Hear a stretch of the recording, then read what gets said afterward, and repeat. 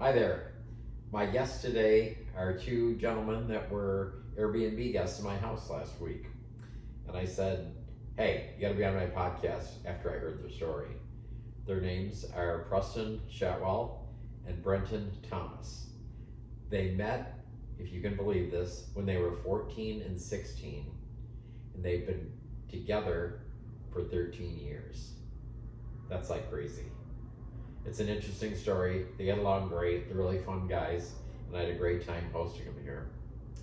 So listen to their story, and either before, after, or during, do all those things on the bottom that I've been bugging you about. You know what they are. Subscribe, like it, and leave a comment. Okay? Thanks a lot. Appreciate it.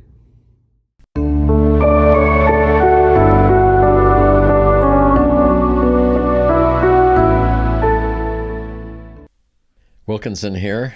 Today my guests are actually a couple of my Airbnb guests. Why don't you introduce yourselves? Hello, everyone. I'm Preston Shatwell. And I'm Brenton Thomas. And you just met when you came here, correct? Not quite. How long ago did you meet? We just recently passed our 13-year anniversary. How old were you when you met? I was 16. And I was 14. Whoa. Okay, and that's why I want you on here, because that's quite the story. It is quite It's very the story. unusual. Mm-hmm. Well, A, that you were that young when you met. B, that you're still together.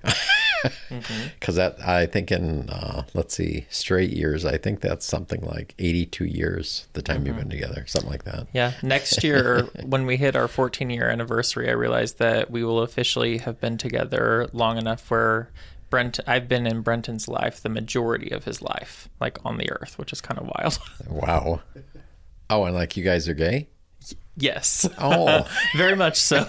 Wait a second, you're gay? Oh my God. Wow. All right, let's hear some stories. So first tell us where you're from. I'm from Tulsa, Oklahoma. I was born there, and then I moved to Owasso, Oklahoma, which is a suburb, and that's where I met Brenton. And I was born in northeastern Missouri, but have lived in Tulsa, Oklahoma most of my life. So how is it being gay in those states? Talk about it. Interesting. It's definitely interesting. The social, political, and religious climate of Oklahoma can be really tough for gay people. Thankfully, though, we've made a life for ourselves in one of the two metropolitan areas of Oklahoma, which is Tulsa. So we do have a bit of a community there, a growing sense of LGBTQ plus culture. And yeah, there's a place for us there, and we're trying to make it bigger and better for other people. Yeah, and I feel like growing up there, you kind of just get used to not being around a bunch of other gay people very much. Yeah, super true. So how old were each of you when you said, I'm gay? And did you have words for that or not? I definitely did not have words for that.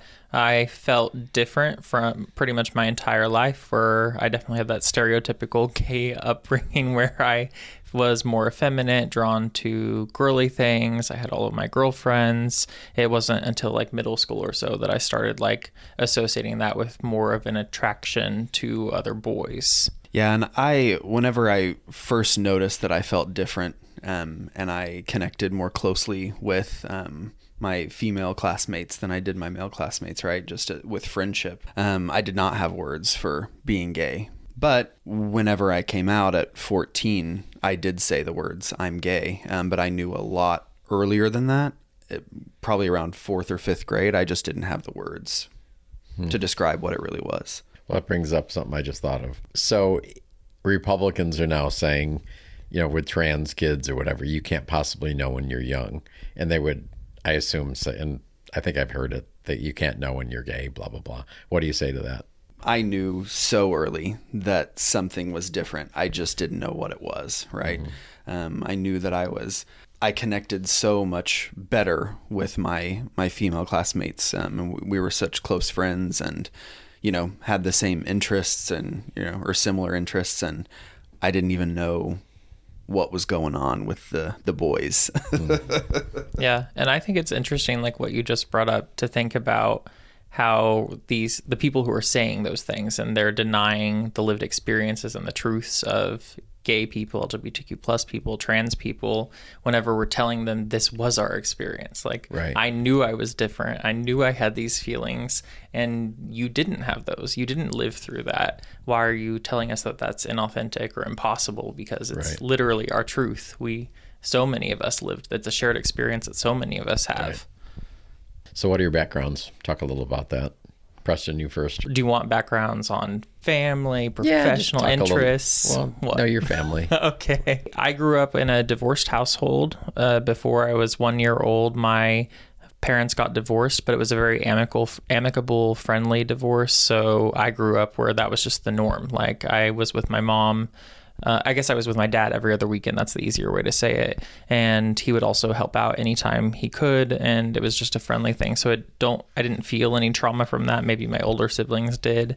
It was just the way of life for me. And then my family is also a very conservative Christian upbringing, very Oklahoma upbringing. Are they still in that now? Yes. And you? Yeah, so my experience was a little bit different. I was an only child for 14 years before my parents adopted my little sister. But I actually grew up atheist. So my dad does not like organized religion. He has a lot to say about it. And so I was definitely afraid to come out, but they weren't very surprised, and nothing really changed after You I told me came out. earlier that they were progressive. Yes, yeah, definitely very progressive especially for Oklahoma. Why were you afraid then? Because I was so scared of being othered. You know what I mean? I knew up until that point that I was different and something, I wasn't like everybody else, and I was so afraid to actually verbalize that, right? And tell them, hey, your child, the one that you have all these plans for, is different. Mm-hmm. And that's a scary feeling. So eventually you came out to him? Yep. You were how old? I was 14, and it was actually the day after I met Preston when I eventually came out to them. Well, he must have lit a fire. Yeah. What can I say? Wow. So how'd that go? I had the words, I said I was gay. They kind of caught me because he had given me a few hickeys on your first date. Yep. I don't remember it this way, just for the record. But well, who do you think gave it to him then?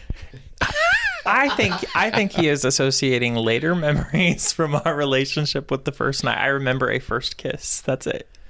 But anyway, Maybe you were stunned from the first kiss and you don't remember how crazy you Possibly. went afterward. Who knows? But they caught me in a lie. I tried to tell them that my best friend in the whole wide world, I had been friends with her, basically my whole life since kindergarten. And so they knew her well. Yes, they knew her very well. And I tried to tell them that she was the one that did it. We were just joking around, and she gave me some hickeys, and they did not buy it. They said, no, you're not telling the truth. That Bailey wouldn't do that, We know you weren't doing that with Bailey. And so I ended up telling them at that point, because I was so tired of keeping the secret. Right. How long did you have the secret, though? You were 14 when you came out. Yeah. So how long did you feel you had a secret? Since I could remember, honestly. And yours, sir, what happened there? My coming They out took story. it out. They took it just as well as his parents did. No, my family was definitely different, and my upbringing that led me to that point of having definitely he had intense and valid fears of coming out because of that socialized fear, and a young person having to out themselves, go through a process to say I'm different than what you probably expected in life. And mine was more intense because I was getting all of these messages my entire life from going to church 2 times a week, where I would hear sermons that were essentially damning gay people to hell. That scared me. And I also was hearing things from people around me, even in my household sometimes, that made me think that being gay was wrong and it wasn't going to be accepted. So I definitely did not have an easy path towards coming out, and it was something that I avoided and dreaded and that terrified me. So eventually when I came out, it was a culmination of 2 years of hiding our relationship at that point, because I was 18 at the time, I think, and it was at the end of my high school journey. And some night I just broke down to my mom because I was caught in the middle of this lie, I think. Well, And let's not skip over the prom part. Talk about that. Oh, the prom. Yeah. So I'm sorry. That was definitely that's when I remember the first time my mom would have met Brenton, but she wouldn't have met him as my partner or my boyfriend at the time. So my senior prom, I took Brenton with me as my date. We had to do a workaround because you couldn't take a same-sex partner to the prom. So I'd have one of my friends take him technically, but he was my date. And then I went with all of my best friends, and we were doing like a photo shoot at one of her houses before prom to get into the limo. And my mom showed up, and I remember I was so scared because I knew Brenton was going to be there and my mom was going to be there. And Brenton, his face was so red and flushed. He was scared and nervous too. It was a terrifying experience when it should have been so fun. And my mom has later told me that she suspected in that moment whenever she saw Brenton, because Brenton was kind of like a loner in that moment because it was all of my best friends. He was younger than us a little bit. You could probably tell that. And he was super nervous. Yeah, she said that she could like tell and assumed that he was probably something special to me, even though she Did he still have hickeys? Hopefully not. Hopefully we were not doing that. I probably did. Oh. So that's her perception in retrospect. And she didn't do anything in that moment aside from like take pictures. And I think she even tried to make Brenton feel warm or included. I remember she took like an all boys picture, so that way we have a picture together. But it wasn't until later that year probably that I finally came out to her and I was able to say like, Brenton is my boyfriend. Like, that's what's been going on. And what'd you say? I don't know. I didn't even verbalize it in the way that Brenton did, or like a lot of people hope that the coming out story will go where you say like, I am gay, because those words scared me. I avoided them my entire life. I did everything I could to not have to say those or face those words. So I was like talking around it, and I was being really like emotional and saying, you know what I mean, you know what I'm thinking, and like trying to make her say it almost because I was so scared of saying it. Did she? I don't know. I think she may have asked, like, she may have clarified, are you saying you're gay? Or something like that, to really just make sure that we were talking about the same thing. Right. And I know by the end of that conversation, we were talking about the same thing. Even if I was beating around the bush, we knew what I was saying. So that was my coming out, was that night. It definitely was an ongoing process. And that was with my mom specifically. Obviously, it's a longer journey with my dad, but my dad actually took it really well. But it was later in my 20s when I finally texted him and was like, texted him? I texted him, yes, because it was something that I dreaded so long. And I think the biggest reason for him, my dad's side of the family was religious, and I heard that. We prayed before meals and things, but it wasn't as religious as my mom's side. So that wasn't what scared me. It was that he's such a traditionally masculine man, and he was drawn to masculine things, and it just scared me. That intimidated me. So I pushed it off for another probably like a decade, or not a decade, no, like 5 to 7 years before I finally broke down. And your mother didn't disclose anything? She didn't disclose it ever. Yeah. And I sent him this long text, and he took it great. Like, he responded with like a better text message than I ever could have wanted. And then he wanted me to like come over to his house the next week and like talk to him and my stepmom. So why did you text him? I think it was to bite the bullet, the phrase. Like, I wanted to get it out of the way. Like, in this moment, I think I was eating alone for some reason that night, and I was like, I just want this to be done. I want to stop hiding this part of my life, because spaghetti feels gay. Yeah. I need to tell him. Because for this like 8 years at this point, I don't know, if dating Brenton, that meant that every time I was with Brenton, I was being reclusive from my family. I was hiding, keeping secrets. I was missing family things on my dad's side, especially. I was coming up with excuses and hiding, and I hated that feeling, and I didn't want that, and I didn't want that to be my life anymore. So I finally just said, like, or thought in my mind, I'm gonna send this text message. It's gonna be done, because that's the great thing about a text, is once you send it, it's out there. Yeah. How long did it take him to respond? That night, he responded within probably like 30 minutes, and it was a great response. I don't remember it like verbatim, but it made me feel amazing. How'd you meet? Go back to that. We actually met on Myspace. You have a space? Yeah. It was Facebook before Facebook. Okay. Yes, and Brenton added me on MySpace. That's an important note. Yep. And I lied about my age. I don't even remember how old I said I was. Your profile said you were 24 years old, and this was back. Yeah, I know, ridiculous. And you were 14. Yes. Wow, nothing like adding 10 years. And this was back before we all had big screen iPhones and stuff. And like to use a browser on my little flip phone, you had to click through every tiny link and you couldn't zoom in. So I had no idea what he looked like. I just saw 24 years old and it was a boy. I said, okay, let's do this. But then whenever we started talking and after he messaged me and stuff, he told me he was 16, which is the same age I was. So that normalized it. So that for a was bit. Okay. Yeah, I was down to meet a 16-year-old. When did you find out the truth? Did I tell you the first night we met in person? You told me the night before. So we had been texting for like 3 months at this point and calling. Like we had late night calls. We texted all the time. We were like intensively talking and getting to know each other at this point. And the night before we met in person, after these months of talking, he was like, I'm 14. And you said? I was shocked, mainly, but also like, I don't know how I didn't question it at all. Like if he was in Owasso, a suburb, it's a smallish community. How would I not know this other 16-year-old gay boy in our city? So I think some things were becoming more clear, but ultimately, like I had spent so much time getting to know him and I was so excited to meet him that I wanted to meet him. I wanted to make this happen. So you met at whose house? Where'd you meet? First time. We met at his dad's house. Really? Yeah, his dad, for whatever reason at that time, wasn't at his house a lot. Now wait, so you hadn't come out to him yet? No, he didn't find out I was gay until in my 20s. So you met at his dad's house. Yes, and we didn't meet there. Neither of us could drive at the time. I didn't have a driver's license either. So whenever we made the plan to meet this night and it was picking him up from his school formal, It was my 8th grade formal. Oh my God. Really? Yes, it is true. I had So give it back to Brenton, the mic here. So how'd you get over to his house? So one of his friends could drive.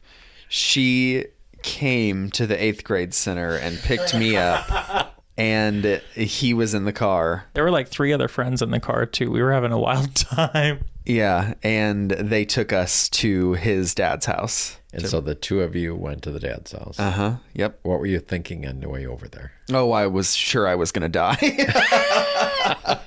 Not anybody that was, not that anybody was going to kill me, but I was so fucking nervous. Mm-hmm. Right. Terrified. I had never, ever done anything like that before with another, boy or girl. So it was. So you got friendly? Is that what you're saying? Definitely not like too friendly, but just meeting or having a date or something. Yeah, I mean, up until that point, I had never even been in the same room with somebody who, I could possibly be romantically involved with. Right.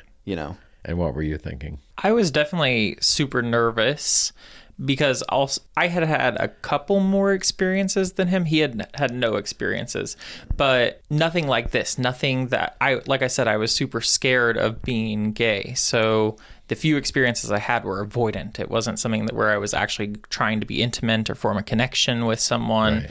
And this was a moment where I had increasingly developed feelings for this boy over the past 3 months. And so we were going to have a moment alone together where we could continue to get to know each other and like meet each other in person. So it felt super special. It felt terrifying, and anxiety inducing, but it was also wonderful, and I love. How long did that time together? How long was it? That night? Yeah. It was probably like you went to formal, so it was maybe like 8 to 8:30 because you left early, and then we probably got you back after midnight, right? Because you were supposed to be home by midnight, I think, and that was part of the issue is that we got you home a little bit late. And your friend did the shuttle again? Yes, she did the shuttle. So you haven't had any other boyfriends? No, I haven't. Huh? So not to stir up anything, but do you feel like you missed anything? Going from out of diapers right into his arms, so to speak. So There is sometimes whenever I reflect back on, especially whenever I'm thinking about the dynamic of like coming out and things like that, and the way that I felt so othered and different, I do feel like I missed out on some of the, the flings, Right.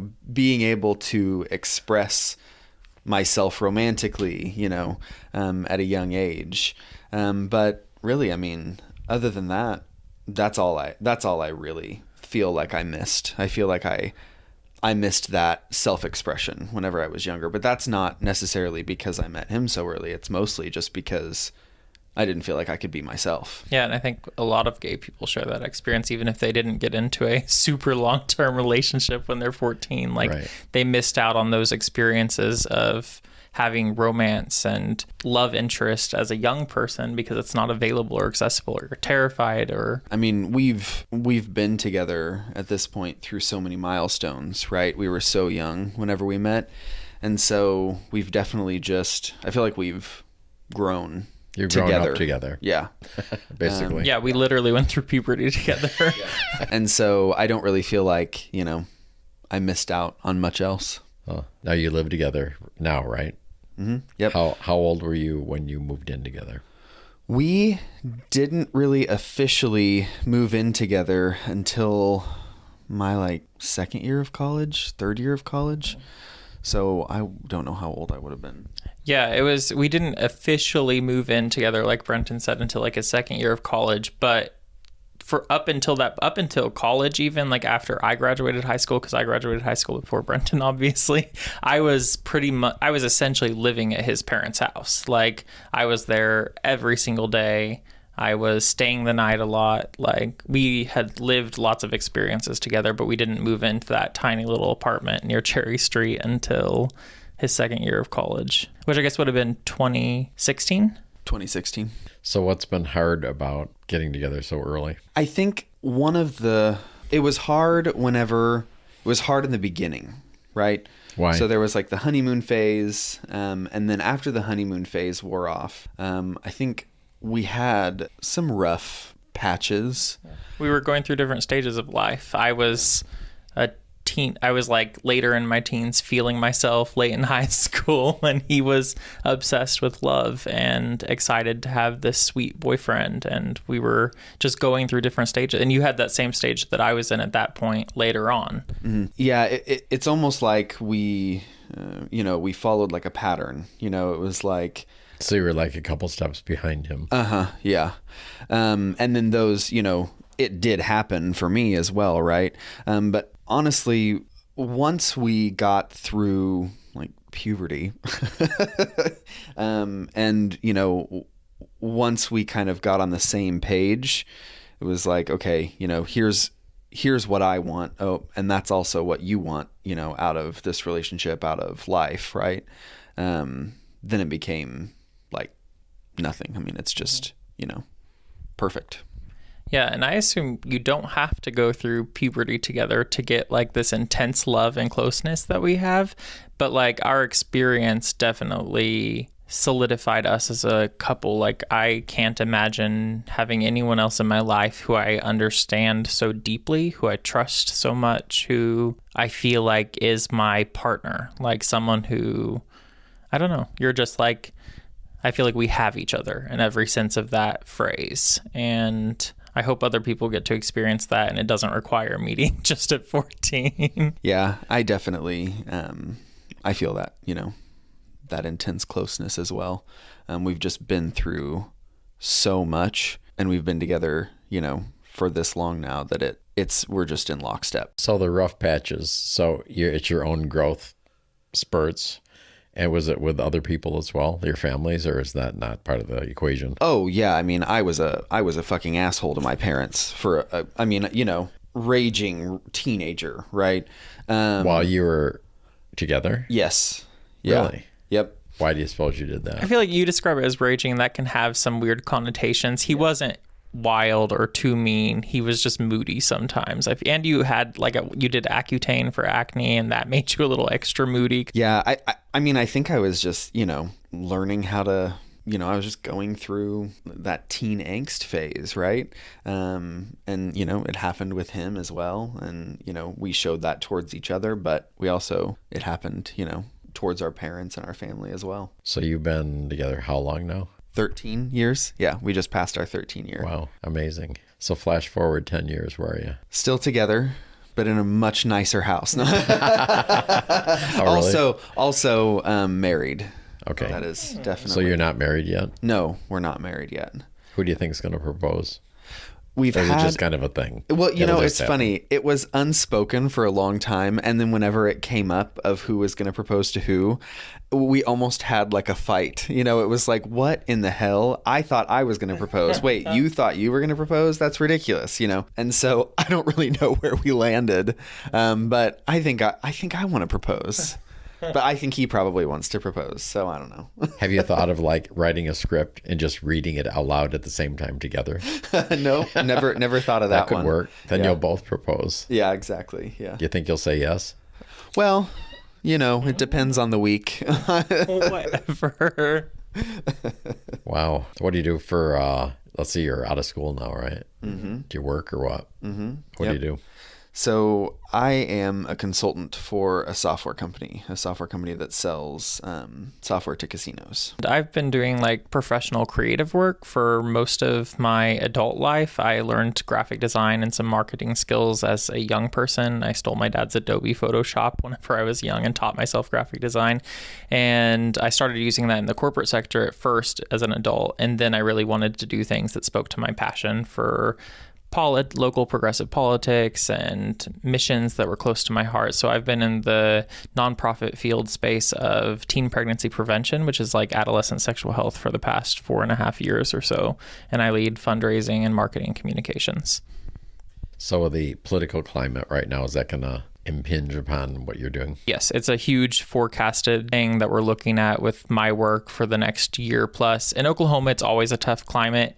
But usually you're still usually our field itself, we have some protection. Like we're not immediately adjacent to like abortion access or anything too controversial. We're really that prevention space. So like sexual health education, sexual health resources, everything for that prevention line. But now as things continue to get increasingly more politicized, they don't want you to talk about stuff, right? Yeah, that's what's talk about anything. Yeah. So the few schools in Oklahoma that we do have sex education happening, that's going to be threatened because our legislators want to put it on the chopping block.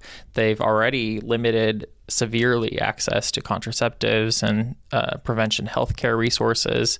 And so everything's on the line. And then on top of that, like things that we care about as the values of like our organization, like young people and their feelings and trans people and trans kids, like it's just a terrible climate in Oklahoma right now. Is it as crazy as like Tennessee and Kansas and all that stuff? I think Oklahoma is a super majority Republican. There is, and like Republicans that want like the limelight for doing the most ridiculously conservative things. So it's not like the John McCains of Arizona. It's these are. Are there any John McCains left? I don't know. Yeah. These are actually, I don't know if you saw that big Jon Stewart interview that was going viral. That's a Broken Arrow, Oklahoma senator that he was interviewing that just sounds ridiculous about wanting to ban drag and while giving everyone a gun. Like that's Oklahoma. Kind of crazy. What are you doing in Palm Springs? We're here for the first time, just besides exploring. Enjoying my fabulous place. Yeah. And the scones. I made homemade scones this morning. Your place is absolutely fabulous. We've just always heard about Palm Springs. And so you've never been? Never been. And right now travel isn't like the most accessible thing to us. So like we try to make things work. So like when Brenton travels for work, which he's been doing a lot, we try to see like, am I able to go with him on this trip? So you piggyback on stuff. Piggyback and try to make it something that we can do at this point in our lives. We definitely did not know how expensive Palm Springs was before coming here. But so far the vibes are amazing. The mid-century architecture is wonderful. Your house is amazing and you're a fabulous host. So thank you. It's true. Yes. So book with Wilkinson on Airbnb. There you go. Okay. So I usually ask people before we wind down, what have you learned in your life? What's important? What can you pass on? I give him the mic. Oh boy. Yeah. So Brenton's not going to talk first. I guess. Just because people can't see this. So Preston is holding the mic, going back and forth. And as soon as I asked that, he shoved the mic over to Brenton. It's like, oh, you go first. I don't know. I think that family is super, super important, right? And not just necessarily biological family or, family that you were born into, but chosen family. Super, super important. I don't know. Fuck, I haven't learned much in my life, apparently. Or it's just not coming to me right now. Preston, do you want to chime in? Do you have a lot of gay friends where you are, or no? We do. Yeah, we have a small community. So you have a chosen group? Yeah, definitely. Not even, some people in that chosen group aren't even gay, right? Some of my best friends in the whole wide world are straight women. Mm-hmm. But we have a lot of gay friends, and there is a gay community in Tulsa and across. I mean, there's a gay community everywhere. You just don't have to know them to meet them. And then for me, I feel like I've learned a lot, like everyone in life, but a lot over these past few years of the pandemic times where it got really tough, like mentally, and we all had to learn a new way of life and get closer to ourselves and our minds and support one another during tough times. But I feel like, I don't know, I've gotten more in touch with the things that matter to me and values that aren't influenced by just like my progressive community or everyone around me. And I really like that. I like being able to think for myself and being rooted in things that I've reflected on and that matter to me and values that speak to me. And I think that we need more of that. I think we need less like homogeny in life, less same thinking, and freedom to think through issues and be creative and be ourselves. And we should want everyone to do that. And it shouldn't be a bad thing to think differently or to be critical of things too. I also thought of just one more you thing. had an aha moment. Yeah, I saw did. The light bulb go off. I feel like anytime I take myself way too seriously, that's whenever I like get into my lowest of lows, right? So I feel like it's super important just not to take yourself too seriously, honestly. All right. I hope you enjoy you got another day here. Yes, we are so good excited. Having you. You're fun guys. Yeah. Yes. And thank you for being adventuresome and trying this out. Thank you so much for having us. Our first podcast experience. Yeah, thank you. I'm hoping that I'm going to be famous after this. So, well, me too. Well, you have to tell all your friends and share this so that the word goes out. Of course. We'll have to get it out. Yeah. All right. Thanks for coming in, guys. Thank you, Wilkinson.